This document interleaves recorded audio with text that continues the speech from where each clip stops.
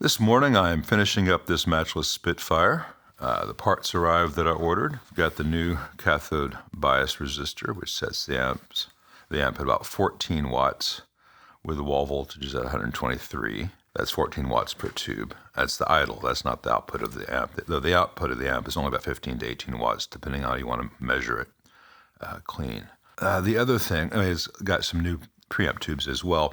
The other thing was when this amp came in, as you might remember from the first video, the bright cap from matchless had been disconnected and the amp was very lifeless and the tone circuit was pretty much, do you want it dark or muddy? I reconnected the matchless bright cap and the amp came back to life, but I found it too bright, probably way too bright for the client's purposes. And this was exacerbated by the fact that the taper of the tone pot really gave you a useful range between 7 o'clock, 11 o'clock, noon, and it was kind of abrupt. So I experimented a little bit and ended up with a 220K limiting resistor in series with this 180 picofarad cap that matchless used. Normally I would have just removed this cap and put in like a 68 picofarad, 100 picofarad, just to tame that bright cap response a bit. But this is the original part, and someone who buys this amp in the future might want to have it exactly back to how matchless had it. They probably won't know the difference on this, and this is not a very visible change, but that would stand out. So you can just remove this remove this 220K resistor and reconnect that. There's still the length necessary to reconnect this to the pin. And this just slightly reduces the effect of that bright cap, and it ends up making the tone pot more responsive through the entire range. It's much more useful to the player.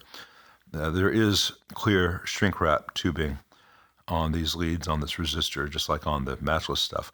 My shrink wrap just shrinked more and went more transparent. It's prettier. So let's put this all together so you can hear it.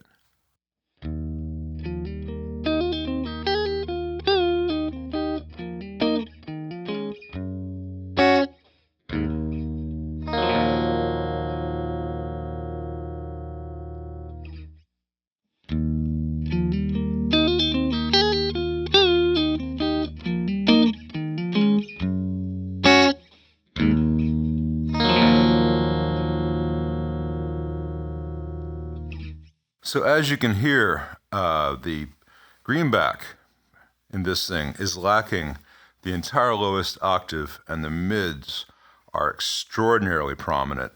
And it sounds pretty harsh and unpleasant.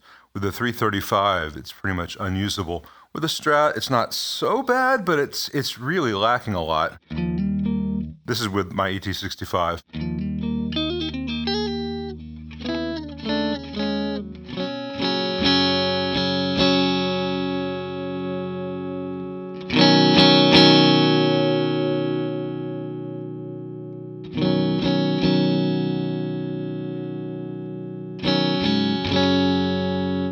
So as you can hear there, the changes made to the bright cap really make the tone circuit much more useful. You can really dial it in however you want without it being too dark or too bright, in terms of a general predisposition. This is now a very balanced sounding amp, except the stock speaker is really holding it back, in my opinion.